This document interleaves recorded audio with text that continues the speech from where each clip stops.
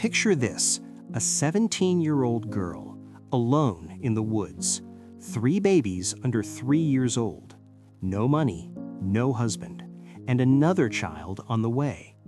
This is not fiction.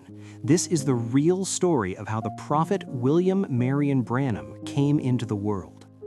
By March of 1910, Charles and Ella Branham were already parents to little Billy, their firstborn, and now a second son had arrived.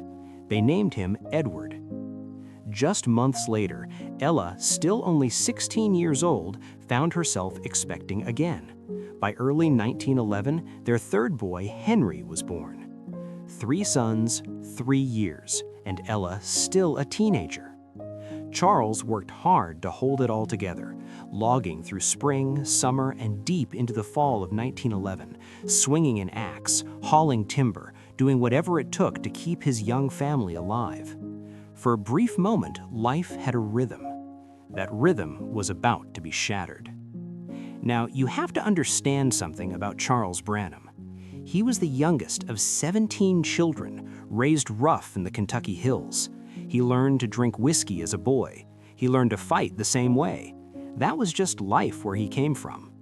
In the fall of 1911, Charles was at a party, the kind of gathering that mixed moonshine and hardened men, and that is always a dangerous combination. A fight broke out, and it didn't stay small. It exploded into a full brawl, every man in the room involved.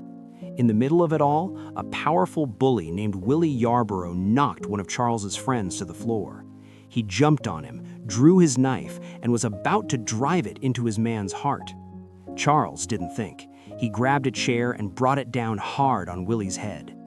Willie got up. He forgot the man on the floor. Now he wanted Charles. This was not a man to take lightly. Willie Yarborough had once killed his own son with a fence rail. He had no mercy in him. But that night, Charles' knife found its mark first. Willie dropped into a pool of blood. He was still alive, but barely. Word traveled fast to Burkesville, Kentucky. Charles Branham was named a ringleader. The charge? Attempted murder. A sheriff saddled up and rode out to find him, but Charles caught wind of it first. He had no time, no plan. He gathered what little he could and vanished into the wilderness, not knowing where he was going or how he would survive. But before he disappeared, he made Ella one promise. As soon as I find work and a place to live, I will send for you. I'll use another name so they can't trace me. And then he was gone. In the space of one afternoon, Ella Branham went from wife to widow in everything but name. Billy was 2.5. Edward was 1.5. Henry was barely 6 months, and Ella, 17 years old, was alone in a rough cabin deep in the Kentucky woods. Then she realized something. Charles had left more than just a promise behind. She was pregnant again. That fall and winter nearly broke her. 3 babies crying, a body fighting morning sickness, a cabin with no warmth, no money, no resources. The only thing standing between Ella and complete collapse was the kindness of Charles's relatives, poor themselves but willing to share what little they had. She held on, season by season, feed by feed, day by day. Henry turned 1, Edward turned 2, Billy turned 3. Spring arrived, the ground thawed, the nausea lifted, and the baby growing inside her was nearly ready. One morning that spring of 1912, a sheriff knocked on the cabin door. Had she heard from her husband? Ella answered honestly. She had not heard a word. She had no idea where Charles was. That was the truth, and it was all she could give. A few days after that visit, life returned to its ordinary rhythm. Billy and little Edward were playing out behind the cabin, near a small spring where the ground stayed soft and muddy.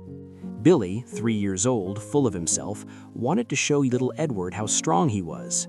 He found the biggest rock he could lift, held it over his head, and threw it toward the spring. The rock hit the mud with a deep thunk and splattered Edward head to toe. Edward burst into tears and waddled straight back to the cabin. Billy stood there alone.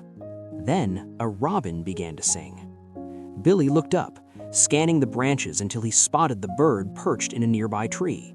He took one step toward it. The robin flew away. And then a sound came, like wind rushing through the leaves. Then a voice, a clear human voice coming from the tree. "You will live near a city called New Albany." Billy screamed. He ran for the cabin as fast as his little legs could carry him, shrieking, "Mama! Mama!" Ella was inside, wiping mud off Edward's stomach when Billy burst through the door. "Billy, what happened?" "A bird talked to me. I heard him singing and then he talked to me." She laughed. "You were dreaming, child." "No, Mama, I heard him." "And what did this bird say?" "He said we're going to live near a city called New Albany." Ella stopped laughing. That was not something a 3-year-old would make up. She walked around behind the cabin and called out into the woods, "Hello? Anybody there?" Silence. She came back inside. "Billy, where is New Albany?" "I don't know, Mama. Where is it?" "It's a town in Indiana, just across the river from Louisville, Kentucky, about 100 miles from here." "When are we going to live there, Mama? Will Papa be there too?" Ella had no answer. Several weeks passed. Then the letter arrived. Ella sat at the old stump table, holding the envelope between trembling fingers. Billy stood on his tiptoes, trying to peek over the edge. "Open it, Mama." She laughed, nervous, relieved, afraid all at once. "Of course, we've waited long enough." She carefully peeled back the flap. Charles could neither read nor write, not even his own name. His brother in Louisville had written this letter for him. She read aloud as she went. "Your papa is in Indiana. He has found steady work. He has found a place for us to live. He wants us to come right away." Billy pressed closer. "Where, Mama? Where are we going?" Ella's voice slowed. Her eyes moved across the page one more time just to be sure. "Billy," she looked at her 3-year-old son, "we're going to live 10 miles northeast of New Albany, Indiana."